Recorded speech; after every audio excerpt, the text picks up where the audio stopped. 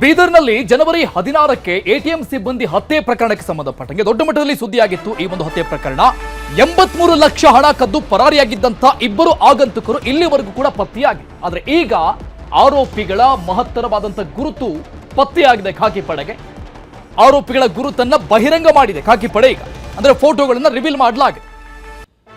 1 ತಿಂಗಳು ಕಳೆದ್ರೂ ಕೂಡ ಈ ದರೋಡೆಕೋರರು ಹತ್ಯೆಕೋರರು ಇನ್ನೂ ಕೂಡ ಪತ್ತೆಯಾಗಿಲ್ಲ. ಬಿಹಾರದ ವೈಶಾಲಿ ಜಿಲ್ಲೆಯ ಮೂಲದ ಆರೋಪಿಗಳಿವರು.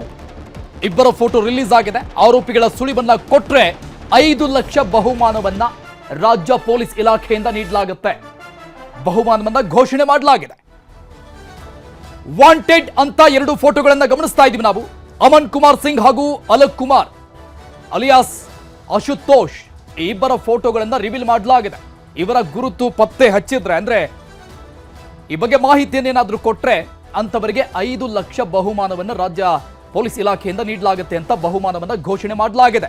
ಹತ್ಯೆಯಾದಂತಹ ಅಂದ್ರೆ ಘಟನೆ ನಡೆದಂತಹ ದಿನದ ದೃಶ್ಯವನ್ನು ಕೂಡ ಮತ್ತೊಂದು ಭಾಗದಲ್ಲಿ ನೋಡ್ತಾ ಇದ್ದೀವಿ ನಾವು. ಏಕಾಏಕಿ ಒಂದು ಬೈಕ್ನಲ್ಲಿ ಬಂದಂತಹ ಇಬ್ಬರು ಆಗಂತುಕರು ದುಷ್ಕರ್ಮಿಗಳು ಎಟಿಎಂ ಸಿಬ್ಬಂದಿಯನ್ನು ಹತ್ಯೆ ಮಾಡ್ತಾರೆ ಗುಂಡಿಕ್ಕಿ.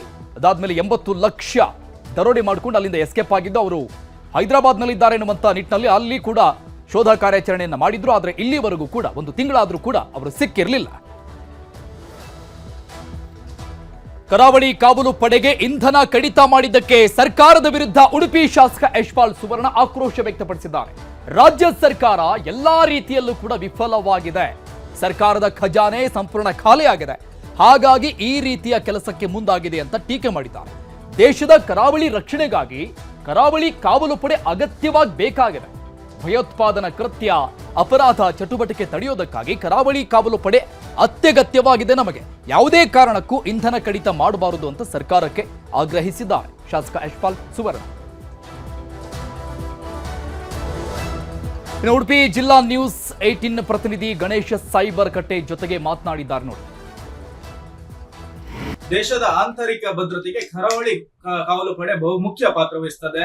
ಆದ್ರೆ ರಾಜ್ಯ ಸರ್ಕಾರದ ಆರ್ಥಿಕ ಮಿತವ್ಯಯ ಸಾಧಿಸುವ ನಿಟ್ಟಿನಲ್ಲಿ ಕರಾವಳಿಯ ಕಾವಲು ಪಡೆಗೆ ಬರಬೇಕಾದ ಏನು ಇಂಧನವನ್ನ ಮಿತಿಯನ್ನ ಮಾಡಿರುವಂತದ್ದು. ಇದಕ್ಕೆ ಕರಾವಳಿಯಾದ್ಯಂತ ಬಹಳಷ್ಟು ಟೀಕೆ ಟಿಪ್ಪಣಿಗಳು ಬರೆಯುವಂತದ್ದು. ಈ ನಿಟ್ಟಿನಲ್ಲಿ ನಮ್ಗೆ ಶಾಸಕರು ನಮ್ಮ ಜೊತೆ ಇದ್ದಾರೆ, ಅವ್ರನ್ನ ಮಾತಾಡಿಸುವ ಪ್ರಯತ್ನ ಮಾಡುವ.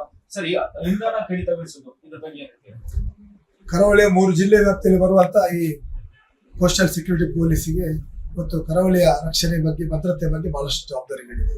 ಈ ಆಂತರಿಕ ಭದ್ರತೆ ಬಗ್ಗೆ ಸರ್ಕಾರ ಯಾವುದೇ ರೀತಿಯ ಕಾಂಪ್ರಮೈಸ್ಗಳನ್ನು ಮಾಡಬಾರ್ದು, ಅದರಲ್ಲಿ ಚೆಲ್ಲಾಟ ಆಡುವಂತೆ ಕೆಲಸ ಮಾಡಬಾರ್ದು. ಯಾಕೆಂದ್ರೆ ಭದ್ರತೆಗೆ ಸಂಬಂಧಪಟ್ಟಂತ ಅನುದಾನವನ್ನು ಅಡ್ವಾನ್ಸ್ ಆಗಿ ಅದಕ್ಕೆ ಮೀಸಲಿಟ್ಟು ಅದಕ್ಕೆ ವ್ಯವಸ್ಥೆಗಳನ್ನು ಮಾಡಬೇಕಾದ ಕರ್ತವ್ಯ ಜವಾಬ್ದಾರಿ ಸರ್ಕಾರದಾಗಿರ್ತದೆ.